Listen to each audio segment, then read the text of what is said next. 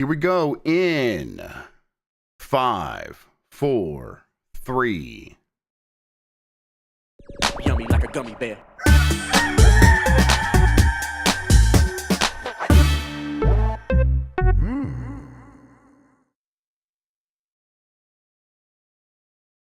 It's the internet. You're busy. Let's do this. It's Days Grubb. Welcome everybody. I'm Deacon St. Sean now. Hello. Welcome to the show. For confused audio listeners, I'm dressed up like in my biker gear because I'm now I'm in the Days Sean slot. I was like looking at something else that is relevant to later in my day today when you were getting in that getup. Yes. So I had clicked away from Discord noticed. because I'm on my laptop at my parents' right now. And so I came back and I was like, oh, there's been a wardrobe change. I noticed that when I was putting on this absurdity, there was no reaction. Yeah, you sold it. I'm like, she's gonna come back and I'm like trying to make shushy noises so you don't blow the surprise. Yeah. And it must have been very confusing for you, I figured normal human being. Yeah, I figured that you were going for a surprise though, so I knew when I saw it to like play it cool. Exactly. Yes, and I figured you would, but here we are. It's not my shoot hair, not anymore. Anyhow, absolutely not. Hey everybody, I'm back. Today is Sony going to make another PlayStation Portable and game sales bounce back in October. But first, please join me in welcoming today's ghost. It's Emma Fyffe. Everybody, Emma, how are you doing? I'm great. I'm coming to you live from my mother's sewing room. And who was asking in chat? Oh, Cosbot. So my parents retired. So my Cosbot asked if my mom turned my bedroom into a sewing room. No, my parents retired. They live in a house where this has always been her sewing room. And shout out to Elgato for all the Neo gear. So today I am using the Elgato Keylight Neo as well as the Facecam Neo and the Wave Neo microphone. So thank you very much, Elgato, for sending me these things for review for holiday gift guides.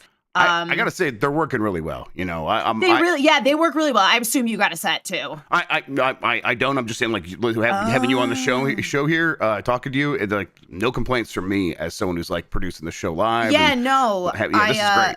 Yeah, I recently I was having some issues with my cam link, so I like switched to the Elgato Facecam Mark II, which like I do recommend the Mark II over the Neo Facecam. It's not very much more expensive, and it just has a lot more features than the Neo does. But the Neo's a really solid webcam, and the key light and the microphone are fantastic. And the mini Stream Deck is so satisfying, and it's so much like clickier than regular Steam Deck. It's really fun. I love it. Yep. But yeah, hey, we're back. We're back at the swing of things. Disney was great. I don't know. I'll probably talk about it somewhere in various places. Maybe some on the Bombcast. Maybe some on Voicemail Dump Truck. But it was a very good time. It was one of those things where it's like, you plan it for so long and you look forward to it for such a long time and you spend so much money on it. You're like, man, this better be worth it. And it totally was. Yeah. So it was like, okay, I feel like I got my money's worth, which is. It looks like y'all had a lot of fun. Yeah, we did. And while you were, I feel like on Voicemail Dump Truck, we did have some pretty extensive theme park discussions in your absence. Well, I'm ready to comment on everything now. We definitely did just about everything we could. I didn't see the Dapper Dans. How about that? I missed them, but I don't think I went to the Enchanted Tiki Lounge, things like that. But most stuff we got a chance to check out. So it was very, very, very, very fun.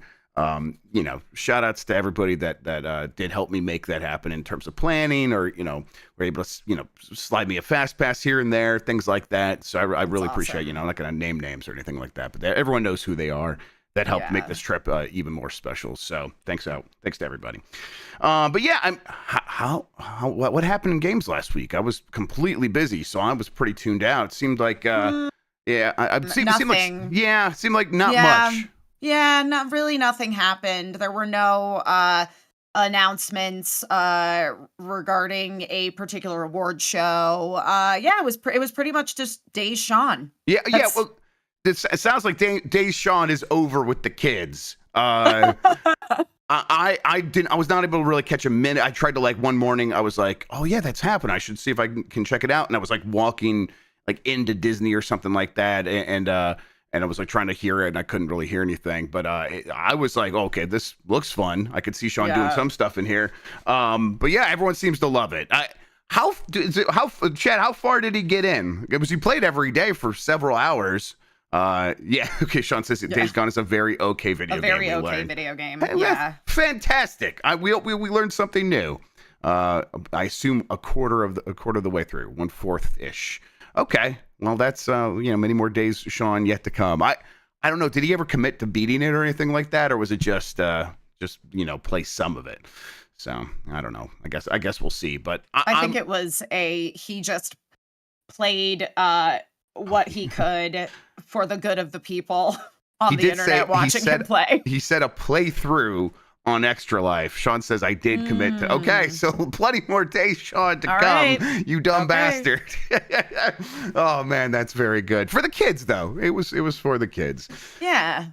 All right. Let's explain what we do here. Most weekdays, I, Jeff Grubb, will help piece your gaming life back together. That includes breaking news and maybe even some of our own original reporting. For all these topics, I'll get the input of a bona fide expert who will make me look smart. If you're watching live on Twitch, welcome. You can always listen to the show later on podcast feeds by searching for Game Mess Mornings or find the RSS on giantbomb.com. You can also catch the show later with chapters and timestamps on YouTube. Hello, YouTube. All right, we have a lot to get into, so let's start the morning mess with Sony reportedly developing a PS5 portable system. This is from Evan Campbell at GameSpot. A successor of sorts to the PlayStation Portable and PlayStation Vita is reportedly in development at Sony. The company is apparently working on a handheld PS5 system that would seemingly compete with Nintendo's upcoming Switch 2 and Valve's Steam Deck. According to a report from Bloomberg, the PS5 portable system is years away from hitting the market, if it does at all. There is still a possibility Sony decides to pull the plug on the handheld. The report states that the PlayStation Portal was originally planned as a similar product to the Steam Deck before becoming dependent on streaming via a PS5 console. However, a new PlayStation Portal update has introduced a cloud streaming beta for PS Plus Premium members.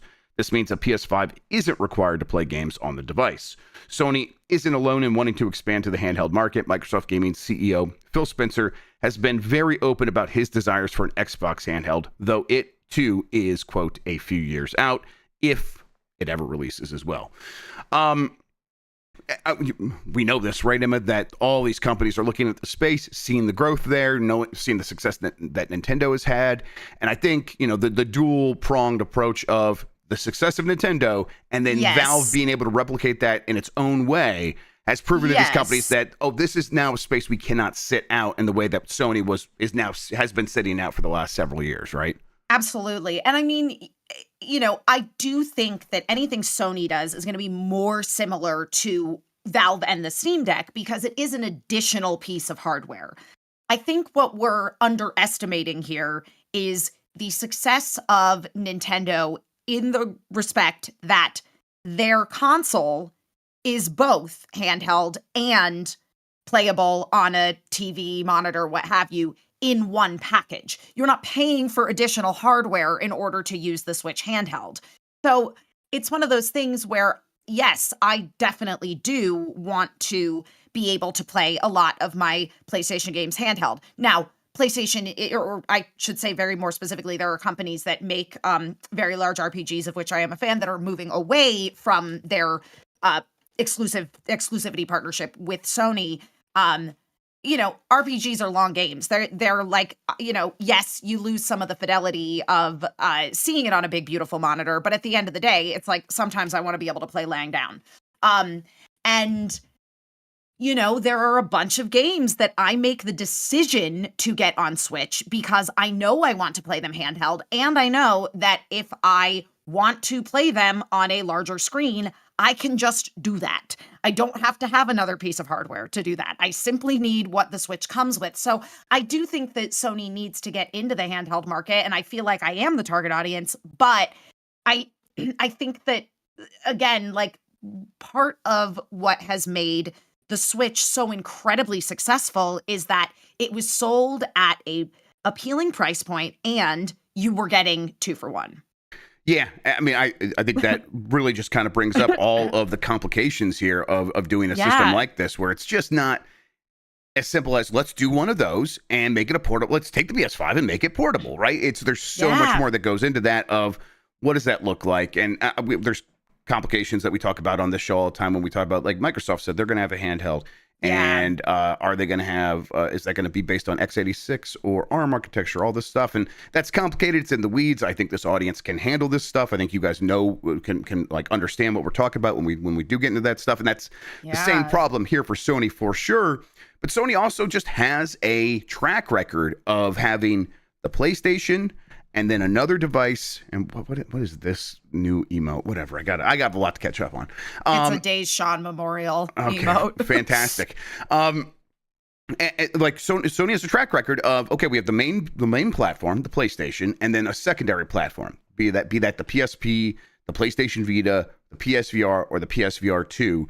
And in all those cases, the PlayStation gets plenty of great support, tons of games from first party, third party, and then these secondary devices sometimes get pretty good support, but it's always felt like second string teams at best. And then not occasionally, very frequently for these devices, Vita, PSVR 2 especially, they feel like they don't get anything from the first party teams. If they get, if they do, it's morsels here and there. And then, then they get maybe a spatter, a small sprinkle of third party games.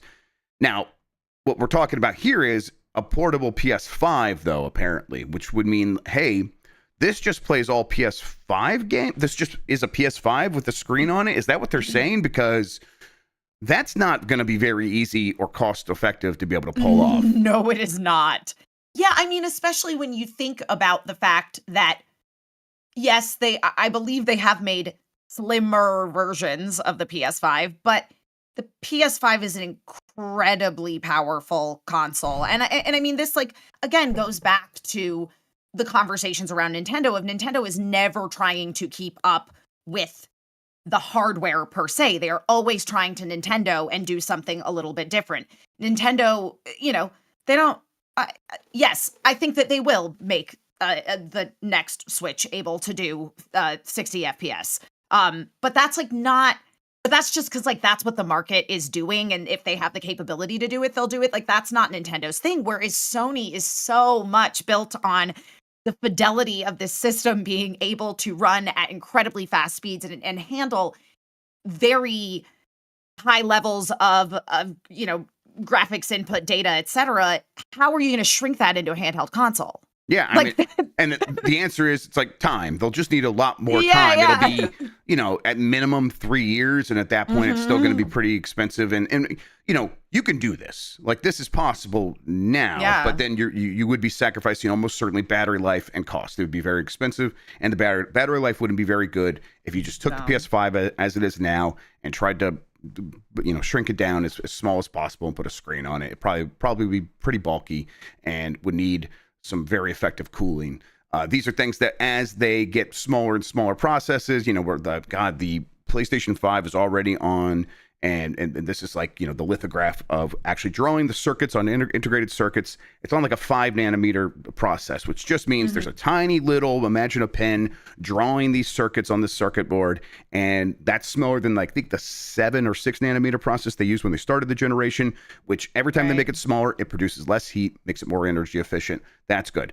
They are already kind of bumping up against what is physically possible to shrink it down to. Like, they don't think getting down to like 1 nanometer is going to be possible. Maybe it will be. There are some, I think Apple's beginning to use 3 nanometer. Again, just the smaller the number, the more efficient, less heat. These are good things. As if they can get like that down to a 3 nanometer, 2 nanometer process, they probably can have this in a situation where it produces, it like runs just like a PS5 with, again, a very high frequency. If people remember, like the PS5 GPU or CPU one, it like runs at like 2 point something gigahertz. It's a very high process or frequency for a processor. I mean, like, shocked people when it first got announced. But AMD stuff is very energy efficient, so it was okay. In a big console with a massive cooling structure But they have been able to shrink that already. We've seen in the revised PS5, especially in the Slim, in the Pro, they've been able to shrink that already. So over time, they're going to be able to do this, but it's going to take time. And by that point, it's going to take the time to make it a consumer product, right? And by that point, it feels like this market could be settled in a lot of ways. And then who would be asking for a portable PS5? I guess, hey, a new way to play your library of games that you already own is always going to be welcome. But I just don't know how it really fits in to be like an exciting new attack on the market. Yeah, I mean, as you say, it sounds like it. And look, I'm very much of the opinion that like we don't need a next generation of consoles. I don't know what they're going to do, because like I can't see better than 4K, but the vast majority of human beings cannot. The vast majority of human beings can't even see fully in 4K. So like, what are we gonna do next? But that being said, we know that they are going to continue to innovate, and there are going to be new consoles. So again, by the time a PlayStation 5 handheld is on the market, it feels like the moment will be past. Now, that is like, how does it make sense for Sony in terms of growing their business, which is, something we talk about a lot, and something Sony's talked about a lot. Hey, they were trying all these live service games because they wanted to grow the market, reach more people. And the handhelds feel like a way to grow while maintaining this console business in a way that it always has traditionally been. Of you sell a piece of hardware to a consumer, they buy games for that thing, and that business just isn't growing when it comes to selling big boxes that go under TVs. That audience is pretty, it's static in a lot of ways. But maybe handheld is a way to grow that, and that's why Sony's interested in it. But let's look at the flip side. Would we be interested? I think I would. I want this thing. I want it to work just as they say it could work, which is a PS5 that plays all the games that a PS5 runs.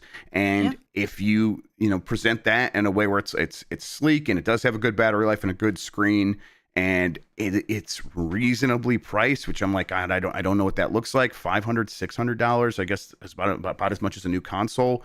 Maybe. I mean, a new PSVR 2, I think, is probably the price level to look at. They'll probably price it around that level. I would consider this for sure, because I'm someone who likes a lot of the games on the PlayStation, but I'm just not sitting in front of the TV by myself very frequently, frequently these days. So I would be excited about this. Yeah, I mean, look, as I say, I feel like I am the target audience for this. I am a PlayStation gal through and through. Have been since the OG PlayStation came out. And yeah, but I guess that for me, my question is, how does this play on the market at large? Or is this more for, as you mentioned, Grubb, the consumer who is already into PlayStation and just has a bunch of games on their PlayStation that they want to play handheld so much that they're willing to shell out the money to get an additional piece of hardware? Yeah. And I think the benefit here is, as long as they don't need to make bespoke software for it, if they could just be PlayStation games run on this thing. And I think you nailed it. Like, we're not in a place where we are pining for a new generation. I mean, there's always going to be people that do, like you said, and they are always going to keep doing that, because forced obsolescence is a huge part of their business model. Like, it has been from the beginning. They're addicted to it. There's no way they're going to throw that away. But they don't have to rush into it. And as they are making games, like on the PS, like already on the PS5, every game they're making, they're like, should we be just doing a PS4 version of this as well? That's going to be doubly true for PS5 to PS6, because PS5 is already at a point where its capabilities surpass the budget and time most developers have to make games. And so as they go to PS6, and if they have a PS5 handheld over here, every game they make for the PS6, probably they could just have a PS5 version ready to go. And then they have both audiences that can play that game, and it works on this new handheld. That part makes a lot of sense to me, right? I was like, maybe I'm going to backpedal a little bit here, which is it going to be an exciting addition to the market where a new console is coming out? I don't know. Am I more likely, as somebody that's like, I don't think we need another generation of consoles until we get full holodeck Star Trek? I I think I actually might be more inclined to purchase a handheld PS5 than a PS6. Yeah. I don't know. Yeah, no, for real, I get that. Dark Aileron wants me to mention that the Portal exists. Yeah, I mean, I think that almost goes without saying, but I won't let it go without saying. Like, yeah, the PlayStation Portal exists. This is a thing that enables, as the story said, it's there. It lets you play games from your PS5. You stream games from the PS5 that you own. Although now, for premium subscribers to PlayStation Plus, apparently they're testing. I don't remember this, so this is something that must have happened recently, and I just wasn't looking. But apparently they're testing this where you could stream games from the cloud directly to the Portal if you're a PlayStation Plus premium subscriber. So you wouldn't need a PS5. Although I can't imagine who's really subscribing to PlayStation Plus Premium who doesn't own a PS5. That doesn't own a PS5. Right, yeah. but maybe they're out there. And Portal. So effectively, they have one of these things already, just not running the games natively. And I think PlayStation's cloud stuff is pretty decent. And even streaming from the PS5 has been a pretty okay experience here or there. It's spotty, but there's times where it works really well. So they have this thing where it's like people want this experience. Yeah. The PlayStation Portal has sold very well. And so if they could do it where the games run natively, sure, and then that would also have all the same probably features as the Portal. I mean, I think the proof is already there that this is something that the market wants, and we know that. But you're right. Going back to it, just Nintendo's built their whole business around having this thing that is both, and that seems to have worked really well. Valve is like, hey, the one piece of hardware that we have that plays games other than a VR headset is this device where you just buy it from us, and it's a handheld, and we're going to do all this work to make sure the games run, and we're going to tell you if they don't, and here it is. It's PC. It's a little bit messy, but it works really well. We're going to make it feel like a console experience, and that feels like a really distinct option from a lot of the other options in PC gaming, so it has made sense. And I just think when it comes to PS5, it's like they're going to have to figure out what it looks like and set themselves up for the future. But still, I want it. I think most people will want something like this, and I think Sony, for them, it makes sense. It's just, at the same time, it's just not the big answer to the big problems that hover over Sony and Microsoft and a lot of these game-making companies, which is, what does future growth really look like? This is still making a device for people like us and people that listen to the show. And so, hey, but I'm not complaining. I do want it. Look, I'm going to buy it. Yep, absolutely. If it happens, I own it already. I want all these companies to have their own handhelds. At the very least, we get to a point where every time they come up with a new feature, that finds its way back into the Roger Allies and the Steam Decks and all these PC ones and improves everything. So, I hope that competition is really heated in that space for quite some time. And, that's Sony and Microsoft are also companies that could subsidize the pricing for these things, so it keeps the overall price down. Whereas these third-party companies, the OECs, whatever, they would have to continue to sell it at a higher price because they are only making money from the hardware. Okay, let's get over to the Circana report for October 2024. Matt Piscatello did this last week, at the very end of last week, so let's just catch up on it. October 2024 U.S. video game market highlights from Circana. Projected October 2024 total U.S. spending on video game hardware, content, and accessories grew 10% when compared to a year ago to $4.7 billion. Year-to-date spending is now 1% above a year ago at $45.4 billion. So those are both marks. Like 1% year-to-date might not sound great, but the estimation from Matt and others about this whole year was, things are going to be down this year. It's going to be down 2 to 4, maybe 5%. In a really worst-case scenario, it could be down as much as 5%. And that explains why we had so many layoffs, because the industry's not making as much money as it was. It's up 1%. we're actually now. It's Circana. This is just the U.S. Yeah. This is just the U.S. where consumer spending has continued to be very strong in a way that has defied all expectations, and the rest of the world has just not had that same experience. So it does not tell the whole story of what these companies are experiencing, but. In the United States, the biggest gaming market still, goes back and forth with China these days. But for the most part, the number one market. Overall spending for the entire year so far is up 1%, and probably will finish the year either even or about 1% up. And of course, you got to take into effect the increases in prices and stuff like that, inflation. Yeah. So it's not really going to keep up with what it was doing last year. But overall, this is a good sign, and especially.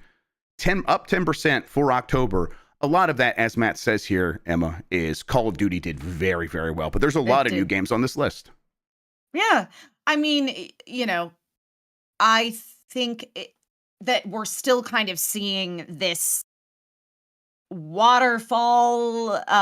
Waterfall's not the right word for it because there's like an up and down to it. It's like waves. Yeah, on this show, it's like the high tide, low tide, right? Like the high tide, low tide. Yeah, exactly. It's like the tide is starting to come back in because it's like, okay, so 2020, the tide came way in because people, and we saw it across a lot of businesses that are in the business of consumers doing things at home, and internet companies, because again, people were at home, they had a bunch of time to just be looking at stuff on the internet, be playing video games. So we see this huge increase in the market, and companies were rushing to meet that. And then, of course, that is not sustainable.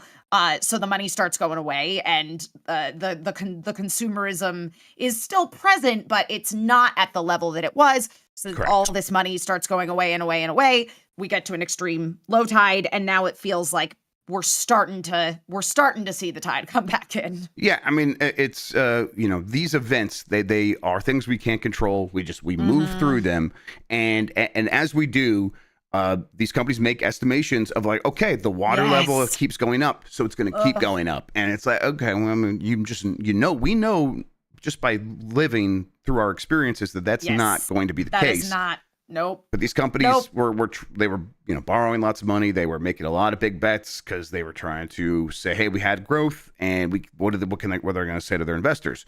Well, we just had the growth, so we don't need growth. That's not allowed. You can't do that. So they made the big bets. Those big bets obviously just weren't going to work out in that time because we were coming off of a lot of growth that was boosted for a number of reasons. We get on the other side of it, and all those layoffs happen. And now we're here, and it's like, oh, the industry's doing pretty well, actually. It's doing pretty solid. Yeah, the 5 to 15% growth isn't happening right now, but it's not, all of the gains you made didn't suddenly slip away. So if you could have found an equilibrium, which, they'll argue that's what the layoffs were. We were finding this equilibrium. But regardless, industry doing very well. But it does go back to Call of Duty Black Ops 6 being very successful. So it's 1, 2, 3, 4 games here and there. And it's like, when we do see growth coming, like, oh, this company was doing very well, now they're doing even better. It's because of something like NCAA College Football 25, which is still year to date the best selling game so far. And it's like, well, they didn't have a college football game last year, and now they do, and it's massively successful. So EA is seeing a lot of growth, things like that. Yeah. I mean, it's really interesting. I was having this conversation with Gabe, my husband, when we were driving out to Arizona for Thanksgiving, and we were like talking about the fact that the concept of a game of the year, let's say, is super different than, say, like best picture or an album of the year. Sure. Because games take a lot. It's also like saying, oh, the best book of the year. These are things that take a commitment. They take time.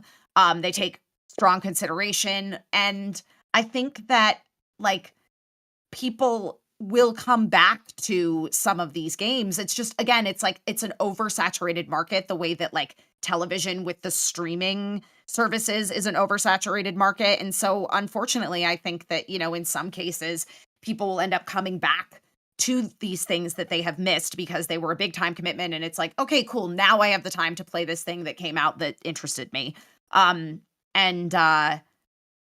yeah, it's not the same as, like, you can really tell with a movie or an album very quickly because that's a 90-minute watch. That's a 90-minute listen, or say between 90 minutes and 2.5 hours. But still, that is very different than even a short video game, which these days clocks in around, I would say, like, 10, 11 hours? Yeah. There's indie games, they'll do the very short thing of, like, here's 2 hours, and it's like, what? That's so weird. That's crazy that you get one of those every couple of years that you care about. And it's like, we're talking these days, especially from big companies, 10, 15 hours for a lot of them. And I think that makes it, like, it's always so hard to keep up with the different zeitgeists that are happening because of that. So, but yeah, Look at But oh, then go ahead, again, please. Yeah. that's what I was going to say is then that is why you see a lot of success with the core fan base of these games, like Call of Duty or like a college football Or Dragon Ball. Yeah. Dragon Ball, totally, because there's more of a pick up and play element to it. Whereas I think there are a huge number of gamers like myself who are narrative gamers. Like Sure. I like narrative games. I also love platformers. But you know what I mean? So, that's a commitment. Oh, yeah. In a way that like if I was just into some FPS that I could pick up and play, then maybe I get it. Like I get why those games see the amount of success that they do. Yep. Absolutely. Yeah, absolutely. And that's a huge part of the top part of this list. Call of Duty Black Ops 6 at number 1. The whole, like, there are 8 new games just in the top 10 and then another new game in the top 20 behind those. So Call of Duty Black Ops 6 at number 1, then Dragon Ball Sparking Zero at number 2. That is already the number 4 best-selling game of the year. Huge. I mean, very similar to what college football did. It's the college football games for weebs is how I think Sparking Zero totally. is. Silent Hill 2 was at number 3. That's another new one. Undisputed is number 4. Is that the boxing game? I don't. Maybe that's from Play On. I haven't played that I'm one. like trying to place that. Number 5 was Metaphor Refantasio. Sorry, number 5. That was number 5. Number 6, Dragon Age: The Veilguard. Number 7, Super Mario Party Jamboree. That doesn't include digital sales. Then number 8 was Madden. Then number 9 was Sonic Shadow Generations, yet another new game. And then EA Sports College Football, EA Sports Football Club 25 was 10, and college football was 11. So yeah, and then Echoes of Wisdom in its second month, still number 12, again without digital sales for that one. I beat Echoes of Wisdom. I rolled credits on it. I feel so proud of myself. It was so fun. Yes, yeah. I'm now that I'm back home, that was the first game I picked up. I'm like, I'm gonna finish that one. Finish 1,000 Year Door, so Mike Minotti will stop yelling at me. And then I'm gonna try to play some Stalker 2. I'm on Plucky Squire now. How are you liking Plucky Squire? It's one where I'm like, oh my god, I'm glad you like it. I love it. I'm glad. I love it. It's just so charming. I mean, look, it's certainly like not as big and sophisticated as say an Echoes of Wisdom. But it has such good ideas, and it's just so charming the way that it's executed. I'm having a really, really great time. Good, yeah. It was just I was playing on, was like, I like this, and I like the charm. That's like, and I just was like, the things I'm doing aren't really sparking joy in me and all that stuff. But I'm like, I want to like this. So whenever someone does, I'm like, good. I'm glad this is out there, and some people are really driving with it. Seems to be. That's the case. Some people it's working for, and totally. And then some people are like, this is fine, but I'm going to put it down and probably not play anymore because I get it. I like the tricks, but I don't need to play the whole game. Yeah, but I'm not. Yeah, totally. That was me. Yeah. No, I get it. I fully see that perspective, even though it is working for me. Yep. Astrobot's still in the top 20 at number 15 after being number 2 last month. Okay, that's something. Yeah. I hope it has a little bit better legs than that. Even if it could stay in the top 20. In November and December, I'll be very happy personally. So that year to date, as we mentioned, the EA Sports College Football still at number 1. Helldivers 2 still at number 2 ahead of Call of Duty Black Ops 6. That is the biggest indication to me that game really was as big as everyone was saying when it was happening, because that's a $40 game, and this chart is done by dollar sales. So the fact that Call of Duty Black Ops 6, I think that was at the end of the month, right? So a couple days of sales, but that usually doesn't matter. In the past, a Call of Duty game came out, and in the first report, even at the end of the month, even if it came out at the end of the month, it would be number 1 for the year with just a couple of days of sales. So the fact that Helldivers 2 has made more money than a couple of days of Call of Duty Black Ops 6, one of the biggest launches in Call of Duty history, very good sign for that game.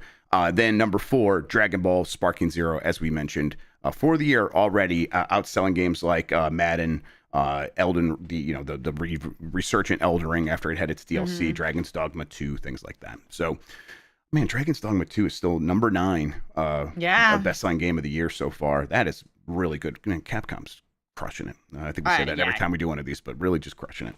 All right, some other details here from Matt. He mentions about Dragon Ball Sparking Zero was the number 2 best-selling game, as we said. After just 1 month in the market, Sparking Zero became it became the best-selling Dragon Ball game in the U.S. lifetime dollar sales, and ranked 3rd among all Bandai Namco Entertainment published titles in history, trailing only Elden Ring and Dark Souls 3. So Dang. very, very good results for that game. It's one where it's like I came back from the vacation, I saw this story, saw Dragon Ball Sparking Zero. I'm like, oh yeah, that game. And meanwhile, it's got this massive audience of people who are just obsessed with it. So that could still happen. When it comes to Silent Hill 2, it debuted as the number 2 best-selling Silent Hill game in lifetime dollar sales, trailing only the original Silent Hill 2. It ranked 3rd among all video games in October, full game dollar sales, and at number 28 for 2024 year to date. So it's already in the top 30. Very good for Silent Hill 2. And then video game hardware spending dropped 23% in October when compared to a year ago. Switch dollar sales fell 38% year on year during October, which will relate to a story we'll get to here very shortly, while PS5 declined by 20% and Xbox Series showed an 18% decrease. So again, everything is down. This story says there's 604,000 units of new video game hardware sold in October. That is down from 759,000 units, and this is across all the devices, including plug-and-play devices, which, do you think this is notable? Because this is how Matt listed it. He said, across arcade, Nintendo Switch, PlayStation 4, PlayStation 5, plug-and-play, and Xbox Series Never mind, he's doing it in alphabetical order. I got it. Okay. I was like, is he putting Xbox last because it was in last place? Nope, he just put it in alphabetical order because Matt Piscatella is smart and doesn't want to give away the goat there. So yes, yeah. I mean, look, the thing about hardware spending is it's not. I mean, you and I had a whole back and forth about the PS5 Pro and who that's for. It doesn't surprise me at all that hardware spending is down because at this point, these consoles have been out for an extended period of time. And we had that bubble at the beginning of the bulge of everyone jumping on early on the generation. They felt FOMO and they were in an indoor, the generation began in 2020. So all of those factors, it's like, this is actually just a correction, and it probably will bounce back up here as we get into the next couple of years of these consoles, where it'll correct again as this wobble of coming out of the pandemic continues, which I know people don't feel like we're in that, but there's still a wobble to all of this. All right. We have plenty more stories to get to. What we're going to do now is take a quick break. When we get back, we'll talk about the completely shit luck that Ubisoft has had with its games. And that has continued right after this.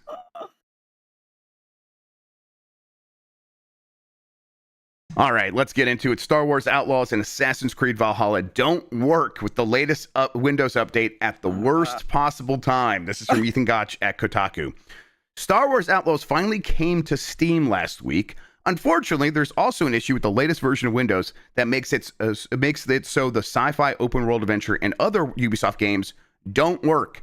Microsoft has acknowledged the issue and is pausing the update in the meantime. So it's like, man, they updated this game trying to get it ready for the Steam launch. They did all this work. They're trying to relaunch the game, and they just immediately crash into a brick wall, not caused by them. I don't know. Maybe there's some responsibility here, but the bug does seem to be on Microsoft's side. That is just so unfortunate.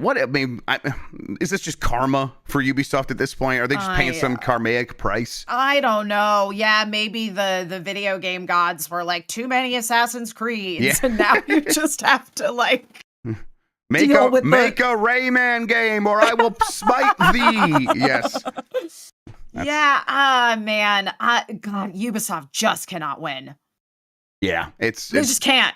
Yeah, everything they do is just kind of like they've just there's rakes in every direction, and they just jump on them and slap their own faces constantly.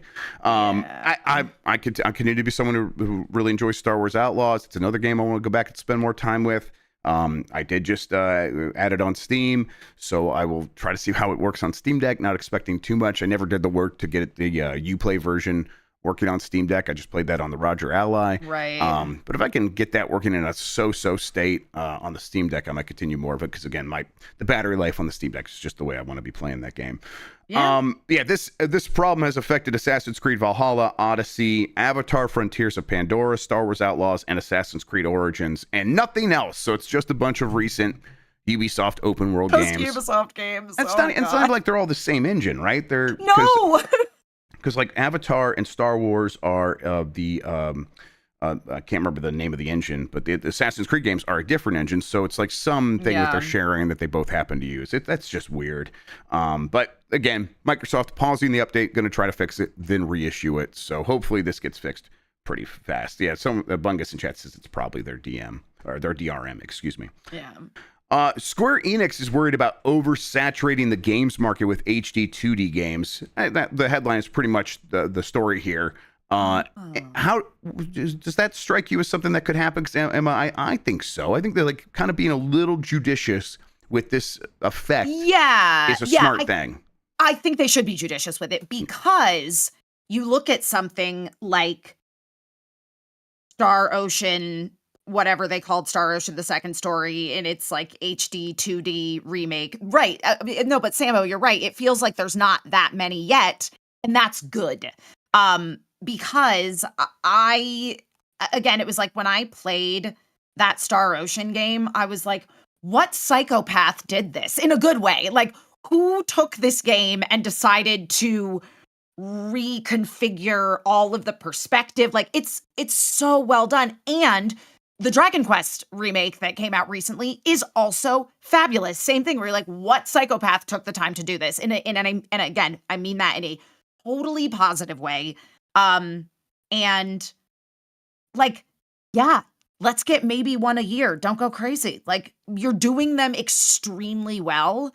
So just keep doing it the way that you are and don't oversaturate, and the people will keep coming, and you will keep getting these sort of like almost, I don't want to say sleeper hit because there's obviously a lot of popularity, but for me, it has mostly been like word of mouth of other people I know playing them being like, damn, it's really worth playing this, even if you've played this game before. Yep. I think that they have found a good sort of, they've taken an editor's eye to all of what they're doing with the HD 2D, where it's like at first they just had all of these effects that made the games look eye-popping, and they turned them all up to 10 on all of the games. And I like that because I'm someone who will kind of do that when I have like little gizmos to play with in the game that make it look funny. I might turn it up a lot and just see what it looks like, and then I'll just leave it on because I don't have an editor's eye. But I think by them like going back to this well several times now, but not like constantly, they're like, okay, let's adjust things here a little bit. Let's pull back a little bit and let's do what looks the best. And with Dragon Quest 3 HD 2D, I think they've really, really honed in on that. Yeah. And now it's like, okay, well now it still feels special, but also we've still gotten, it does feel like we've gotten quite a few of these, and you've made it look very good. Let's just use it here or there, where I think it's probably like, here is a remake and then here's an original, and just kind of go back and forth every year or so with on that schedule and on that cadence. And I think that this can continue to work for a very long time. And if they were to do 6 of these a year, it would very quickly begin to feel like exhausting, or just like a big muck of a soup. Yeah, and you not don't need special. It. Yeah. Yeah. Exactly. I agree. The pace they're going at is perfect. I think that Square should be concerned about this, and they should behave accordingly because they're doing a great job.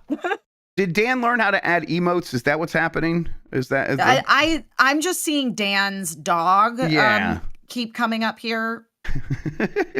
Yeah, because I see that's his dog, right? Yeah. Yes, he did. Yes, El Mayo. Okay, Dan has learned. Grubb said Gizmo, and that's my dog. Yep. Okay, I did say that, so you better put it in chat. Sweet JP says, Grubb, oh my God, it was so bad without you. Oh my God. Oh no, what has happened here? It's going crazy. Oh, Grubb, he, quote, learned how to add emotes last week without resizing. Fantastic. That's why they're gigantic. You missed emote breaking chat last week. Is that what you meant, Sean, when you said Nikki and Dan broke chat? I thought you were saying that in a sort of way where the lady with the butt, she did that magazine cover that they said was going to break the internet, Kim Kardashian. I thought you meant like they did something like outrageous and it broke the chat. You mean they literally broke the chat. The functionality of chat. That's a bit. That Mike Minotti emote's too big, guys. It's too big. No. What have you done? I didn't know we can make them that big. This is horrible. This is good. They're going to try to break the chat again. No. Sean, just start banning people. Just start banning them. You do what you got to do. That's not big apparently compared to what we had. Okay, I need to get caught up on what has happened at Giant Bomb. Big naughty. All right, Microsoft announces Edge Game Assist, a way to bring up guides while playing PC games. This is from Chris Scullion at VGC. Microsoft has announced Edge Game Assist, a way for players to get tips and guides while playing PC games. Described as a seamless, full-featured in-game browser, Game Assist lets players bring up bespoke versions of the Edge browser as part of the game bar overlay. The browser is game aware, meaning if the player has a compatible game running, the browser will automatically suggest tips and guides for that particular game. And when it comes to this sort of thing, I'm like, if I hit a button that I was going to hit anyway, and this is there, and it just works, and I don't have to think about it, there's a chance I might use it. I am never going to seek this out. I am never I'm never even going to think about the fact that it's the Edge trademark Game Assist, where it's like, oh, this is going to improve my relationship with Microsoft Edge, a browser I use, but I just use it because it's there. It's basically Chrome. It's there. And it's default, and it hasn't been a problem for me. So sure. I'm okay. Yeah, cool. Yeah. Why do they always have to make it everything has to be like games for Windows Live still in a lot of ways, where it's like, here's our new initiative to improve our relationship with PC gamers. I don't know. Just add the feature. Don't give it a brand name, I guess, but whatever. Yeah. It's not hurting anything. I mean, look, there are just so many giant Monopolies in chat. Guys, no, we can't do this. That Monopoly is far too big and vascular. Anyway, but Microsoft Edge and game guides. Yeah, I'm with you. If it's a button I'm gonna press anyway, and it's easy to bring up, sure, maybe I'll use it. Otherwise, like, how is that any different than me like going to a guide on another gaming website? I also just, I think a lot of games now are good at like building in a system to help you discover things on your own. I feel that older games, there was more need for a guide because sometimes you just get dropped in the middle of the world and be like, what do I do? What now? Where I don't know, like I also like love puzzle solving games. So like, I'm going to figure that out on my own. Right. Exactly. Yeah. I'm like, I said if it's there, it's a button, I'm gonna hit it anyhow, and it's like I'll use it. But I mean, it does work that way a little bit on PlayStation 5, right? Where you hit the button, and they have like the game tip thing, maybe occasionally. Yeah. I've never used that, so I've never used it either. Now that you mention it, I remember it exists, but I've never used it. Yeah, I don't know. Maybe this is a better implementation. I doubt it, but maybe it is. And then maybe in that case, I do use it here and there, and it's very much for like, what does this thing do? If I get a new item and I hit a button and it tells me all the the quick and dirty tips of like how to get the most out of that item, I could see that being a thing. But beyond that, I don't know. Like you said, I'm gonna want to solve puzzles myself, and not everyone feels that way. All right. Last couple of stories here. Switch Black Friday bundle is now Nintendo's best console deal ever. For the Switch. This is from Robert Anderson at IGN. Essentially, at a handful of retailers, the Switch OLED is now $275 for the bundle with Mario Kart 8 Deluxe, and the original standard Switch bundle is $225. So that's $75 off of each, and that includes the game, right? So you were already saving money for the first time, really, because they weren't selling it for $350 or $360 for the standard Switch model. They were selling it for $300. So okay, you get Mario Kart 8 at no additional cost. Hey, that's nice. Now it's $75 additional dollars off. This feels like the price where this thing really starts moving to people who were so price sensitive for so long that maybe they do have a Switch and they've been like looking for a reason to justify getting an OLED. Maybe this does move some of them, but I don't know. Not me immediately looking up that deal because I do not have an OLED Switch, and I'm thinking maybe it's time to get one. Yeah, $275 is like a number where it's like, I can't. Okay, that's almost impulse purchase. Yeah, I mean, Gabe's complaining to me that his Switch is broken, so maybe I'll just get him an OLED with Mario Kart 8 Deluxe for, There you you go. know, Yeah, absolutely. Christmas. Oh boy, yeah. Okay, so someone just put this in chat. This is Insider Gaming, Mike Straw, and Nintendo Switch 2 releasing March Oh. 2025. Rumors claim.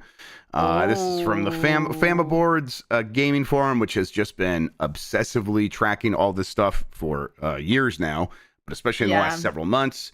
The Nintendo Switch 2 will release in March 2025. That's according to the latest rumors published by popular Nintendo news channel Nintendo Prime. All right, well, hey, no insult to Nintendo Prime. He covers all these things with and not judiciously. So I don't know. I'm still like, yeah, that seems unlikely, but we'll see. If it's coming out in March, they got to talk about it soon, though, right? Yeah. So, yeah.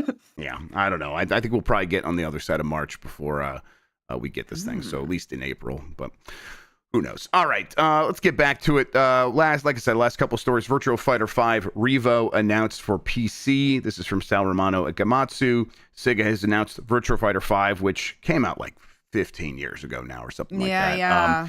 But they have, remade, and remastered this game several times. They are now taking one of those remastered versions, this R.E.V.O version, putting it on Steam, and giving it another sprucing up. It'll add rollback netcode. Fantastic. 4K graphics at 60 frames per second. Yeah, that sounds great. New balance adjustments. Sure. Give us all that. I like Virtua Fighter a whole bunch. I'll play some more Virtua Fighter 5. There were those rumors, though, that a new Virtua Fighter game, maybe not even rumors. I think Sega might have kind of teased it themselves that a new Virtua Fighter game is coming. I hope that's still coming and that this wasn't mixed signals and this is what they were talking about. Yeah, I have played Virtua Fighter. I was a Tekken kid. Sure. But, to me, I was like, oh, Virtua Fighter. It's the other 3D fighting game. Mm-hmm. Yeah, right. Yeah. Yeah, just buy Yakuza and play Virtua Fighter 5. That's there you exactly. go. A Lister cat. That's perfect. That's the way to do it. And then finally, Christopher Judge on rumored imminent God of War announcements says absolutely not true. This is from Ben Lyons at Game Reactor. Recently, Christopher Judge, perhaps best known as of late as the man behind Kratos in Sony Santa Monica Studios' God of War reboot, mentioned that he would be making announcements in the next couple of weeks. And this led many into a flurry, thinking that the actor would reveal something about the future of God of War. However, this is simply false, and as it stands, Judge is just as in the dark about the future of the popular series as we are at the moment. Essentially, I think he tweeted that he's like, this is nothing to do with God of War. I can't tease something that even I don't know about. I am waiting for news about this game like the rest of you are. That's basically what he tweeted. So yeah, he tweeted it, but it was a 25 tweet long thread where he just really got into the philosophy about the state of the industry and the psychology behind the character of Kratos. The Twitter music began playing him off. Yeah, exactly. Yeah, absolutely. Hey, I think that they will make another God of War. I think they will bring Christopher Judge back to voice Kratos. There's always, the chance that the next one could even be like an expand-alone that focuses on the kid, the boy. I can't remember his name. Oh yeah, Atreus. Atreus, thank you. Yeah. And so it might de-emphasize Kratos' character a little bit, but I bet even in that case, he would still be there, be around, be a voice. So yeah, something will happen there. I don't think we're rushing towards the release of a new entry in the God of War franchise within the next year or anything like that, right? No. Yeah. No. Yeah. Absolutely not. If they do that, it will be sometime, and they have a lot of other stuff they would put out first, I think. Yeah, for sure. Boy. All right. That does it for the headlines. I have a poll question from many moons ago that I will get set up here. While I do that, though, Emma Fyffe, why don't you tell people where they can find you on the internet, what you have going on, all that good stuff. Oh my goodness, this God of War talk just made me think of a project that I did for the FDA a few years ago where we had teenagers react to video game spoilers, and one of the kids who we had he'd already played God of War, and God of War was one of the games that we were doing, and he had this great quote about God of War, basically being a heartwarming father-son tale like a Lifetime movie, and my editor made a title screen for Lifetime Presents God of War, and it was hilarious. So I will have to find a link to that video so y'all can see it. It's great. Shout out to the wonderful Randy, who edits a lot of our stuff. He's fantastic. Yeah, what do I have going on? Well, guys, I'm all up on Blue Sky now. Okay, Blue Sky rules. Yeah, it's very fun. I'm having a fun time. So I'm trying to get it to I'm doing the thing where I'm trying to change so it's at emmafyffe.com because I do own that domain name. So anyway, and then look, I'm working on a lot of stuff for the Game Awards this year. So please tune in to our very cool stream that will be happening for the exact 2 hours before the Game Awards on Thursday, December 12th. That's 2:30 to 4:30 p.m. Pacific time. We will be on site at LA Live. It's going to be amazing. I have a lot of great guests booked. If you watched Voicemail Dump Truck last week, you heard me listing off Square Enix is basically like Final Fantasy VII Rebirth. You want everybody that worked on the game? Here you go. So yeah, it's going to be awesome. I'm very excited.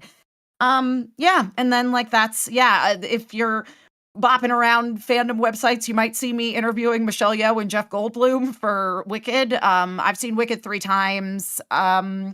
So yeah, find me in the movie theater again, watching Wicked for a 4th time.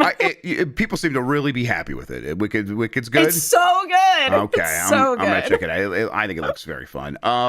Wait, so I come back. We could talk about this. We're doing something before the Game Awards. Hey, everybody. Yeah, that's. Yeah, we can talk about it. We announced it on Wednesday last week. Okay. Yeah. Fantastic. Yeah, everybody. We're gonna be helping out a little bit. You'll see us on there. At least me and Dan, maybe a few others. It'll be a good time. I think I will already be done with GB at night, so I'll be like, whatever. This is everyone else's problem now, and I'll just like show up and goof off. But it'll be a good time, everybody. So all the stars will indeed be here. All right. All the stars. Let's see here. Poll question from says 9 days ago. Which game are you most looking forward to in February? Civilization 7, Assassin's Creed Shadows, Avowed, or Monster Hunter Wilds?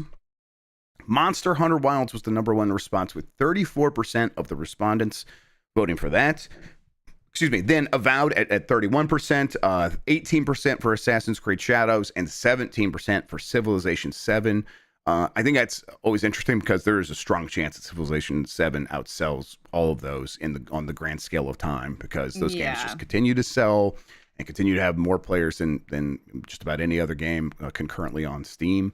So we'll see. But yeah, I voted for Civilization 7, but I'm looking forward to all of these games, actually. I want to try to fit them all in. Maybe not in February, but I'll do my best. Weirdly, again, we were talking about the Ubisoft curse. I'm actually intrigued by Assassin's Creed Shadows. Yes, I absolutely am.